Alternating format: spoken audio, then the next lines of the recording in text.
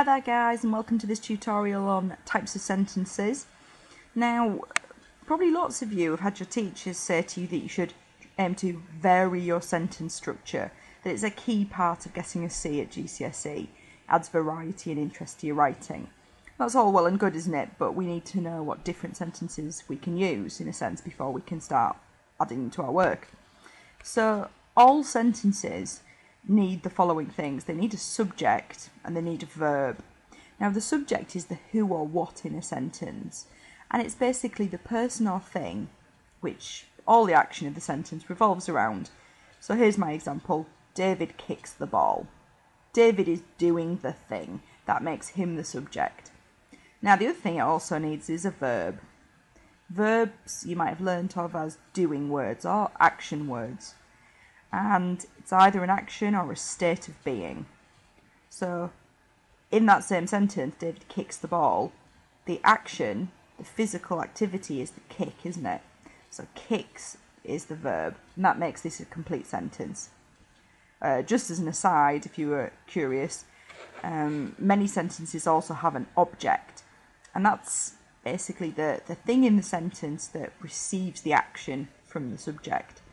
Sounds difficult, but basically the ball is something that has been kicked by David. So it's had something done to it by David, who is the subject. Okay, the first kind of sentences we all learn at primary school are what we call simple sentences. They have to contain a subject and a verb.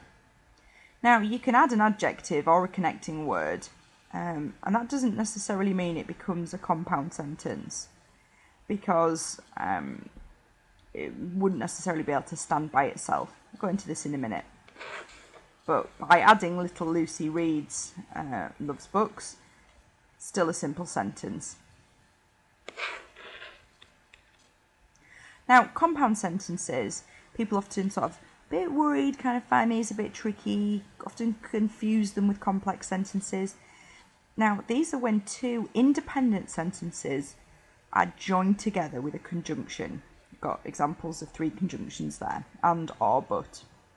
Now, what we mean by an independent sentence is that it can exist by itself. If you read that sentence, it would make full sense. So look at this example. It was a dark night and the moon glowed eerily. Excuse me, I missed a full stop off. And it was a dark night, full stop, would make sense. The moon glowed eerily, with a subject and a verb of its own, would also make sense. So the and has just linked them together. That could have been 2 simple sentences. Right, complex sentences. They're kind of a more sophisticated sentence type to use sometimes, and these are the ones I think that people struggle the most with. Complex sentences describe more than one thing or idea, and sometimes they can have more than one verb in them, so more than one action word. Now, what they're made up of is an independent part of the sentence, which can start by itself, and a dependent, which you might have heard called a subordinate clause. That can't exist by itself, and it wouldn't make sense as a sentence. So let's just look at this example I've put here on the screen. My sister likes cats that don't scratch. Now, my sister likes cats, full stop, would make sense as a sentence. But that don't scratch does not make sense. It depends on the first bit of it for it to make sense. It couldn't exist alone. And therefore, that's what makes this a complex sentence.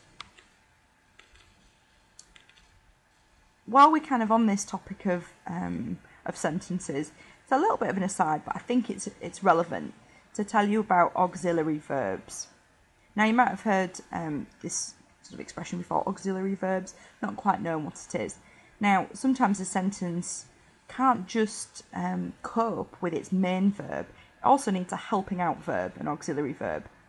And there on the screen are, the 3 types of verbs, auxiliary verbs that you can use. So let's look at this. If I was going to be, writing a piece of description about being on holiday, I wanted to talk about myself reclining and sunbathing in a deck chair. If I said sitting on my deck chair, I utterly relaxed. It would make sense, but I'm trying to say something about the present tense, that it's happening at the same time. I am utterly relaxed.